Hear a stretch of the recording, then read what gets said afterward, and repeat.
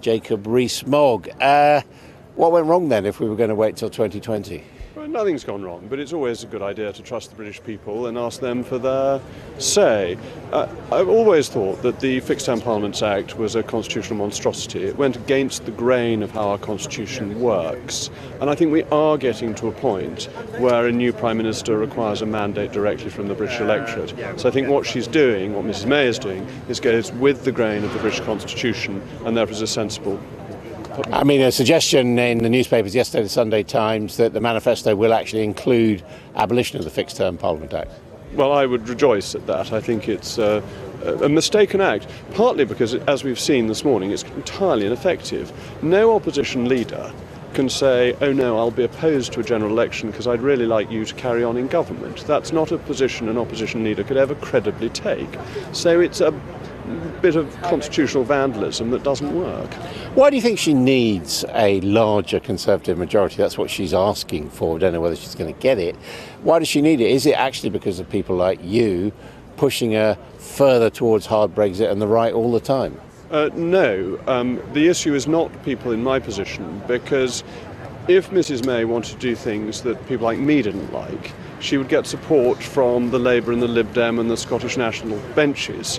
So there's no question of the Brexiteers holding the government to ransom. You have pushed them quite a long way already, haven't you, towards leaving the single market, leaving the customs union? That's a complete misunderstanding, as you know perfectly well, that the numbers don't add up that way.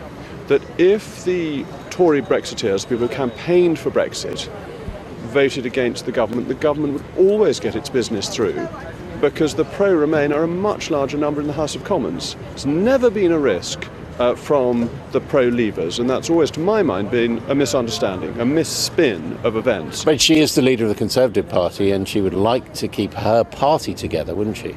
Yes, but that means keeping those who voted Remain on board as well. So I don't think this is about the minutiae of party management. I think it's about getting a mandate for difficult decisions that need to be taken.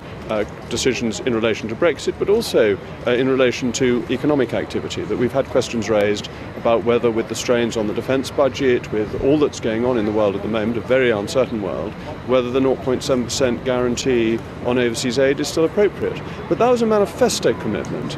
And before manifesto commitments are changed, you need to go back to the electorate. So I think it's getting a mandate for Mrs May's vision of government. And I think that's the right thing to be doing. Certainly underlines the sort of massive change there's been within Conservative Party policy since the last general election.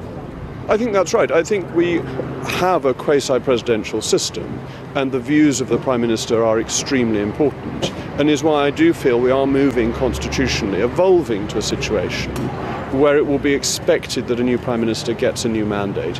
When Gordon Brown didn't, that turned out to be a great mistake for him, and I think doing it within the year of taking office, Mrs May is making the right choice, and crucially going with the development, the evolution of our constitution.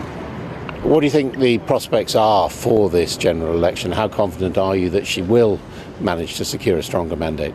Well, I think one should always be cautious. As the opinion pollsters have got practically everything in the last few years catastrophically wrong, I wouldn't put money on what they say today. But I feel the mood of the country is that they want Brexit to be implemented effectively. They like the clear leadership that Mrs May gives, the sense of direction. They like the values that she expresses. So yes, I'm full of hope, full of optimism.